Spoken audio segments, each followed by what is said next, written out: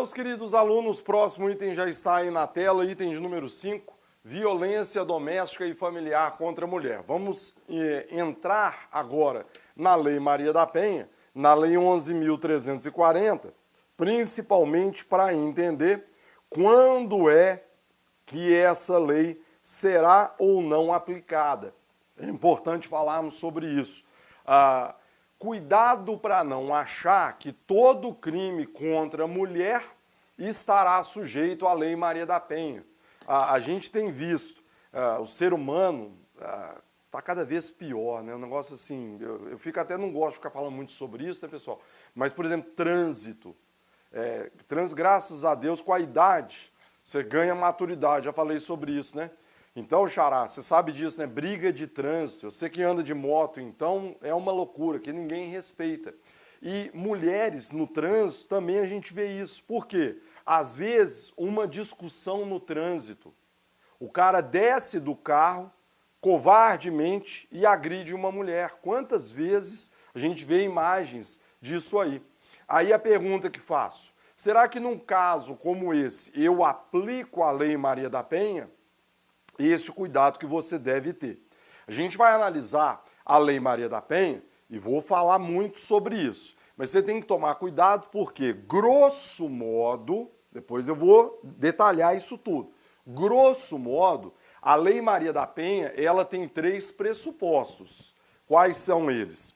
Você precisa visualizar um dos contextos do artigo 5º, ou seja, no âmbito da unidade doméstica, familiar, em qualquer relação íntima de afeto, você precisa visualizar uma das formas de violência do artigo 7º, então física, sexual, patrimonial, e você, há outras, e também precisa identificar o que? Sujeito passivo, mulher.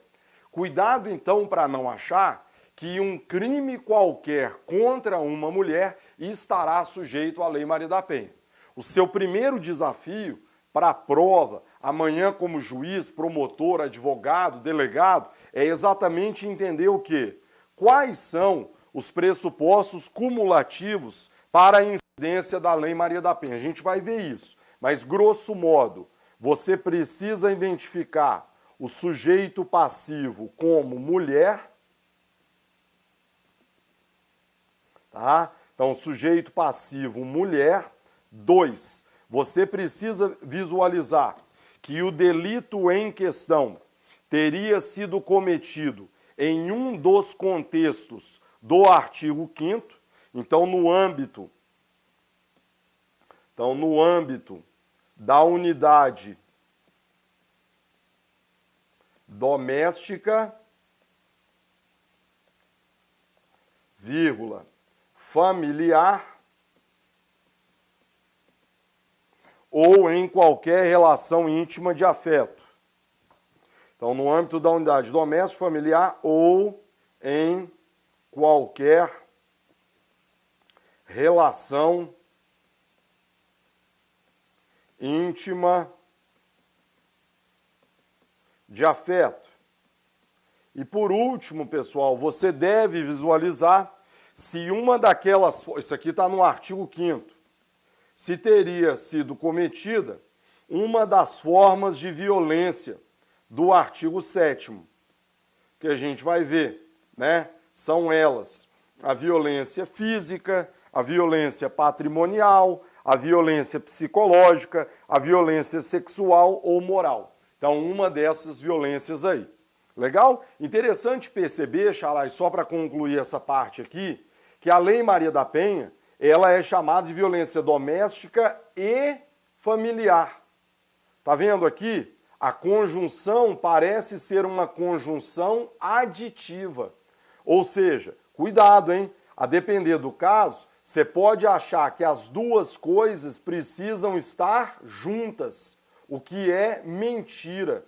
Na verdade, pode ser uma violência doméstica, pode ser uma violência familiar, pode ser uma violência cometida em qualquer relação íntima de afeto, tá? Então, cuidado com isso, pessoal, porque essa conjunção aditiva aqui, ela não foi muito bem colocada. O ideal seria violência doméstica ou familiar ou em qualquer relação íntima de afeto contra a mulher. Essa seria a terminologia correta. Legal? Então, tudo isso, pessoal, tá aqui ó, na tela. Os 3 pressupostos estão exibidos para vocês aqui, ó. Para os efeitos, configura violência.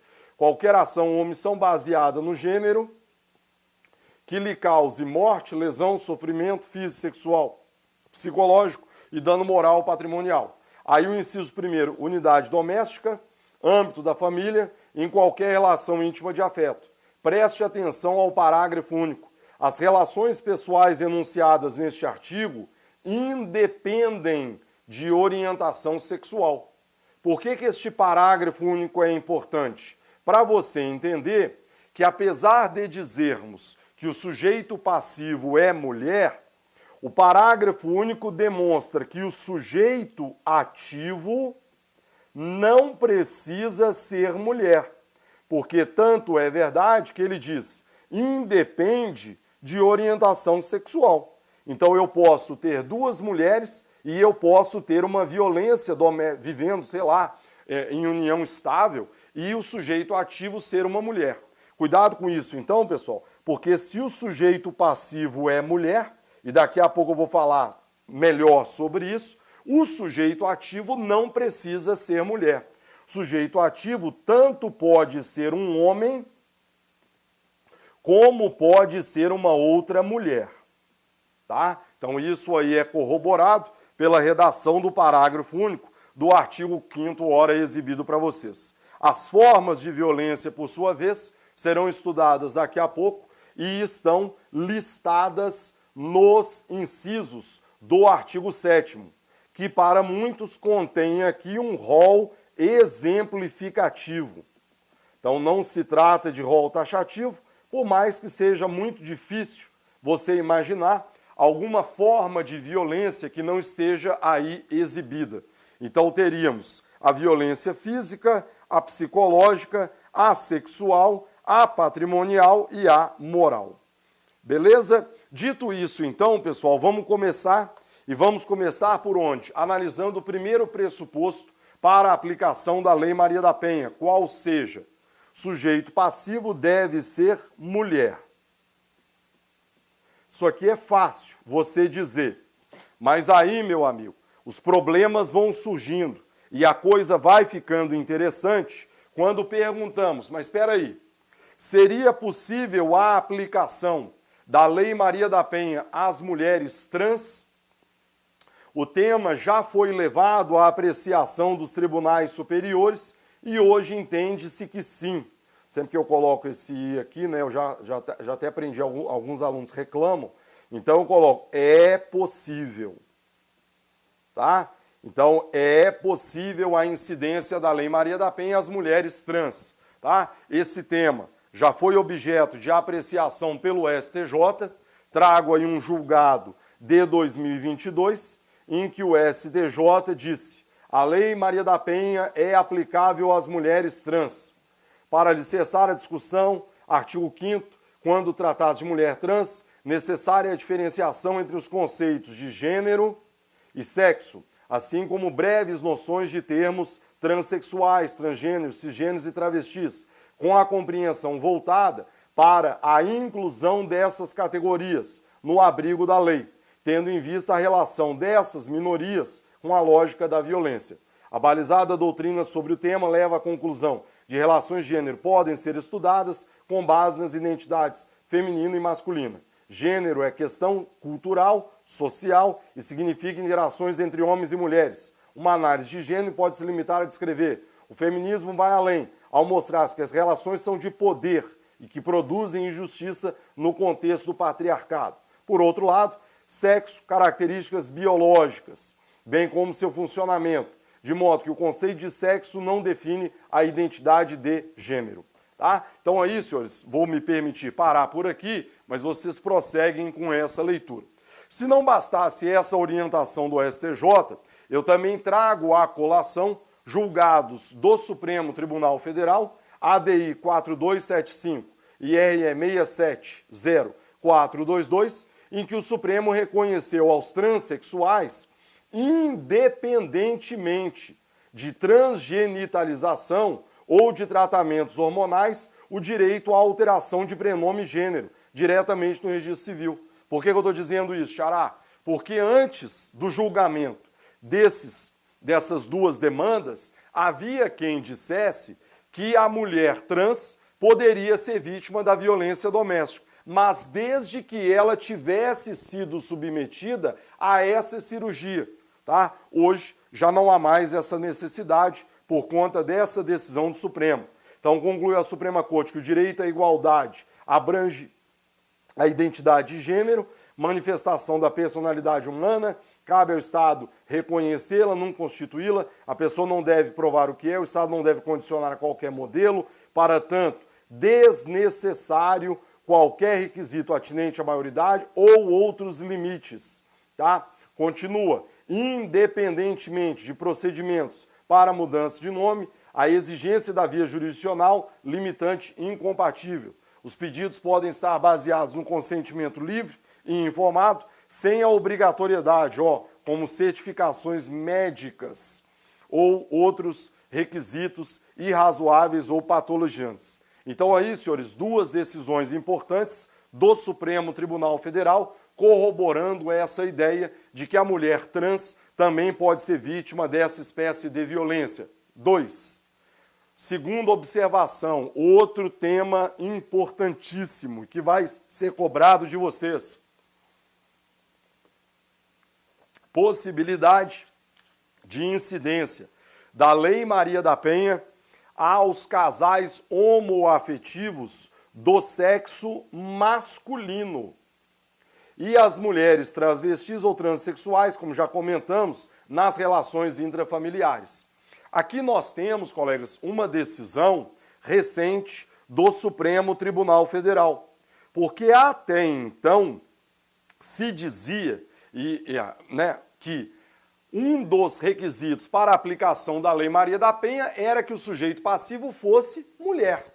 Então sempre falava isso, tem que ser mulher, sujeito passivo mulher. O ativo pode ser tanto homem quanto mulher, mas o sujeito passivo deve ser mulher. Cuidado, esse tema agora muda porque o Supremo Tribunal Federal entende que no caso de casais homoafetivos do sexo masculino, um homem poderia sofrer uma violência doméstica e familiar sujeita, pois, à aplicação da Lei 11.340. Julgado importantíssimo, ainda não vi, mas vai despencar em prova, mandado de injunção 7.452, fevereiro de 25. Uma vez presente o estado de mora inconstitucional, devido à inércia do Legislativo em regulamentar aquele parágrafo da Constituição no tocante ao combate à violência doméstica ou intrafamiliar contra homens LGBTI+, em relacionamento homoafetivos, ou, a gente falou sobre isso há pouco, que envolvam travestis e mulheres transexuais, deve ser reconhecida a aplicação analógica da Lei Maria da Penha, para abarcar essa população LGBTQIA+. Legal? Senhores, entendam o que vou dizer, tá? A decisão está posta, a decisão deve ser compreendida por vocês, mas vejam o que consta da própria decisão. Aplicação analógica.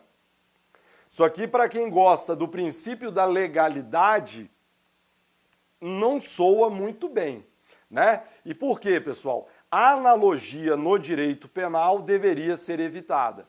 É porque hoje, Xará, se eu falo isso, eu corro isso de sofrer aquele linchamento midiático, né? Fala assim, o professor é contra os direitos aí da população LGBTQIA+. Não se trata disso, pessoal. O problema é qual? Que essa mudança, na nossa humilde opinião, ela deveria ter sido feita por quem? Pelo Congresso Nacional. Porque direito penal é matéria do Congresso Nacional. O Supremo Tribunal Federal tem ampliado, né, os poderes do judiciário e, em muitos casos, vem atuando como legislador positivo, admitindo expressamente a aplicação da analogia no âmbito do direito penal. Para quem é adepto lá do princípio da legalidade, né, isso não soa muito bem, mas, né, é o Supremo Tribunal Federal que nós temos aí. Legal? Essa decisão, ó, os fundamentos dela, eu fiz questão de colocar aqui para vocês, ó, o Estado tem o dever de punir discriminações atentatórias a direitos e liberdades, proteger todas as famílias, independentemente de serem heteroafetivas, contra a violência doméstica, bem como todas as pessoas, não se limitando ao gênero feminino. E se dá na medida do Estado Democrático de Direito definido por um sentido expandido de igualdade, se materializa com o combate às desigualdades baseadas na construção social do gênero. Assim, apesar de a orientação sexual e a identidade de gênero estarem incluídas nos motivos de não discriminação, consagrados nos princípios de Yogyakarta e abrangidas pela proteção dos princípios constitucionais, o Brasil vive uma situação de catástrofe concernente às violências de gênero, homofóbicas e transfóbicas. A Lei Maria da Penha reconhece, ainda que as mulheres sejam pessoas em situação de vulnerabilidade social, a violência doméstica ou intrafamiliar não ocorre apenas em relações de homens com mulheres. A lei prevê sua aplicação independentemente de orientação sexual, comentamos isso, parágrafo único do artigo 5º, o que abrange relações homoafetivas com pessoas do sexo ou do gênero feminino. Diante disso, os homens LGBTI+, em relações com outros homens, também merecem a atenção do Estado, devido à vulnerabilidade social que enfrentam por conta da homotransfobia. Com base nesses e outros entendimentos, concedeu a ordem no mandado de injunção coletivo para reconhecer a mora e determinar a incidência da norma protetiva da Lei Maria da Penha aos casais homoafetivos do sexo masculino e às mulheres travestis ou transexuais em relações intrafamiliares. Legal? Então, julgado extremamente relevante, agora de fevereiro de 2025, que certamente será cobrado em provas futuras, ainda não vi, mas vamos cobrar isso aí já já. Caminhamos? Próximo item, Xará, outra discussão interessante. Preponderância da vulnerabilidade da mulher sobre a vulnerabilidade etária para fins de aplicação da Lei Maria da Penha. Xará, o que acontece? O que acontece é o seguinte, ó, imaginem vocês que aqui estamos dentro de uma casa e que nesta casa aqui, uma menina, tá? Desculpa pelo desenho tosco aí, né? Mas uma menina de 10 anos seja vítima de violência.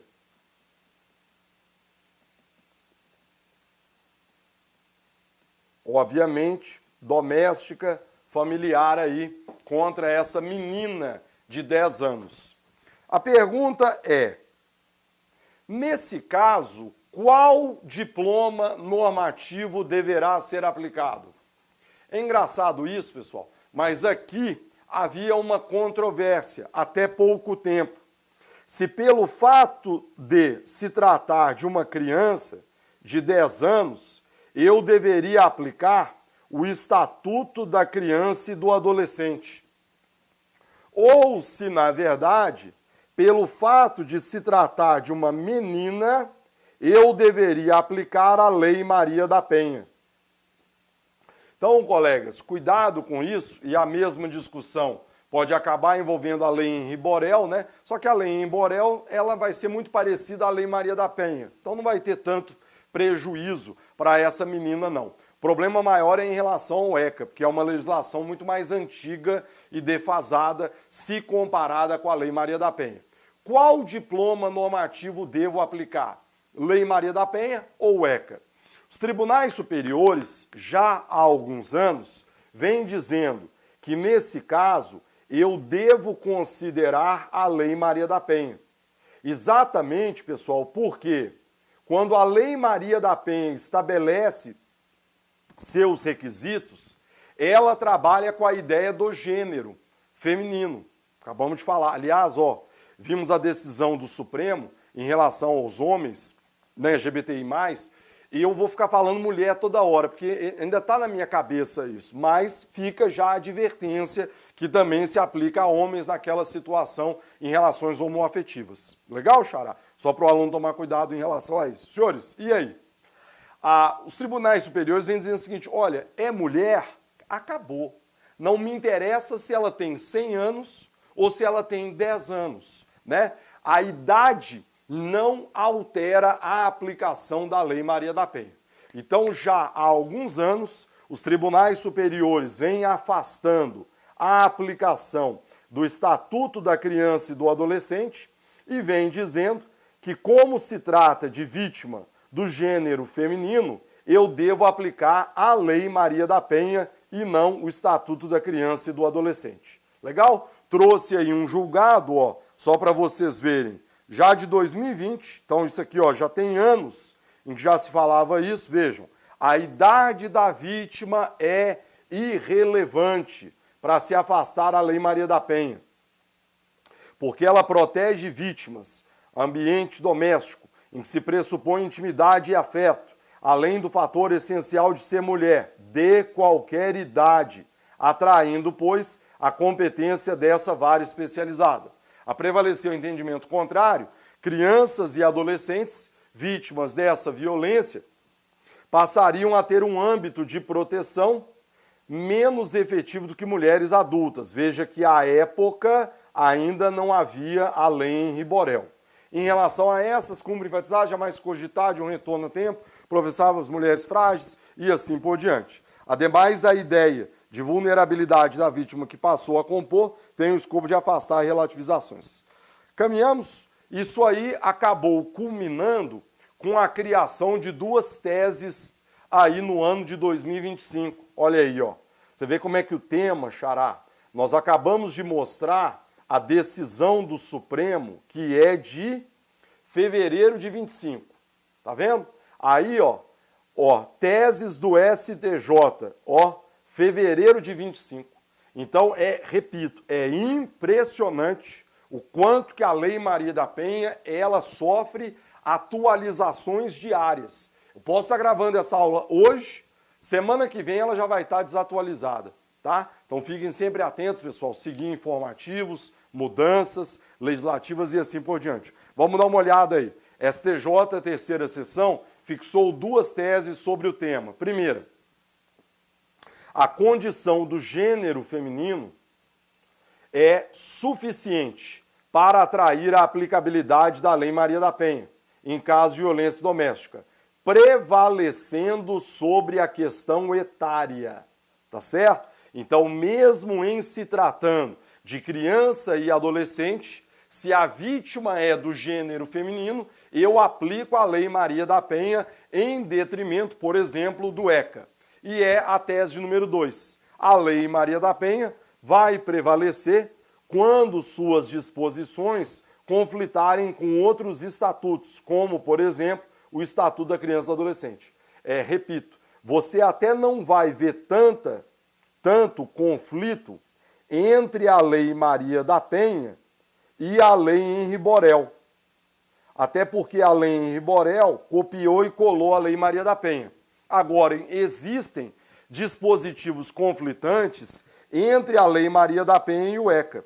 Por isso que houve a necessidade de criação dessas teses. Exatamente para, diante dessa aparente antinomia, afastarmos a aplicação da Lei 8.069 para aplicarmos a Lei 11.340/06. Caminhamos? Próximo item, está aí na tela para vocês. Possibilidade de aplicação do princípio da insignificância. Colegas, não é matéria minha, mas quando vocês estudam esse tema com o nosso querido Clebão, nosso Clebinho do Pace, vocês estudam que o princípio da insignificância, sua aplicação está condicionada ao preenchimento aí de 4 requisitos, né? Quais são eles? O primeiro, a mínima ofensividade da conduta. Então, mínima ofensividade da conduta praticada aí pelo agente. Apenas isso? Não. Segundo requisito, qual é? A ausência de periculosidade social da ação.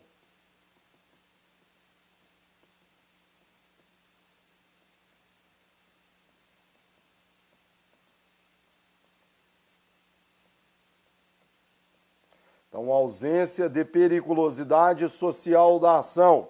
3. Fala-se também reduzido grau de reprovabilidade. Então, reduzido grau de reprovabilidade.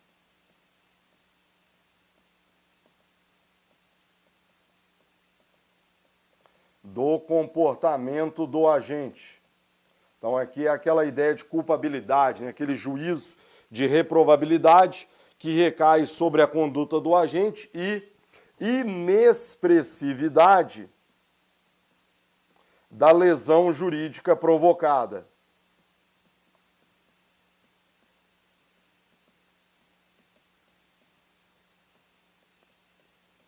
Pronto.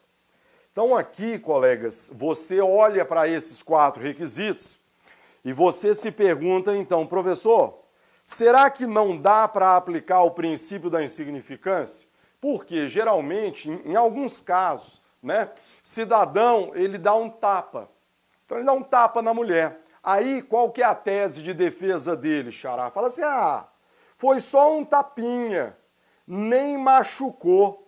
Então, a lesão provocada teria sido inexpressiva. Tá certo? Merece acolhida a tese aí apresentada pelo indivíduo? Não, não e não. Então, senhores, é aquele negócio, um tapa, nem um tapinha vamos admitir isso aí, por várias razões. Primeira delas, a gente já falou sobre isso, é sempre uma crescente. Começa assim, né? Aliás, tenho visto, não sei se eu fico dando aula nisso, né? O celular fica monitorando, e aí aparece para mim no Instagram. Tem havido casos, você vê às vezes, em casamento, já viu isso, xará? Às vezes no casamento, na própria cerimônia, o cara faz algumas brincadeiras. Então, já vi casos, outro dia eu vi um desses, né? A moça, o rapaz, não sei se você já viu esse vídeo, parece que ele põe o dedo no bolo e lambe o bolo. Aí a mulher é vestida de noiva, no casamento. Parece que a mulher vira e fala assim, pô, faz assim, né, tal, a galera vai comer o bolo. Aí ele pega e joga o bolo no chão. Então, quer dizer, você vê pequenos assim, pô, isso aqui é uma brutalidade, né? Mas assim, pequenos gestos, pessoal, é óbvio que revelam um padrão que amanhã, diante do silêncio dessa mulher, vão se potencializar cada vez mais. Mas não é só isso. Se não bastasse isso, colegas, há de se pensar na covardia, que já disse isso na aula de hoje, a prática dessa violência no âmbito da unidade doméstica familiar. Porque você não faz isso na presença de todos. Você se aproveita das 4 paredes para agredir a sua esposa. E vou mais além, também já falei sobre isso hoje.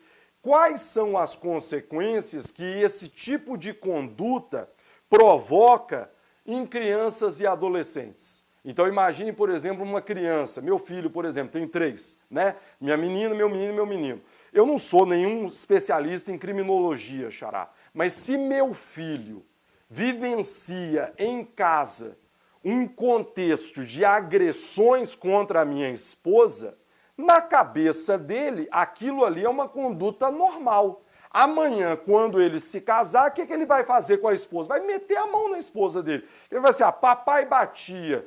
Tá normal, nunca aconteceu nada, isso é o padrão, né? Eu tenho essa posse sobre a minha esposa. Certo? Colegas, isso aqui foi levado aos tribunais superiores e, em boa hora, o STJ sumulou a matéria. Vejam, é inaplicável o princípio da insignificância nos crimes ou contravenções penais praticados contra a mulher no âmbito das relações domésticas. Então vejam vocês que essa possibilidade de aplicação do princípio da insignificância já foi descartada, pelos tribunais superiores. Maravilha? Breve intervalo, a gente volta já já.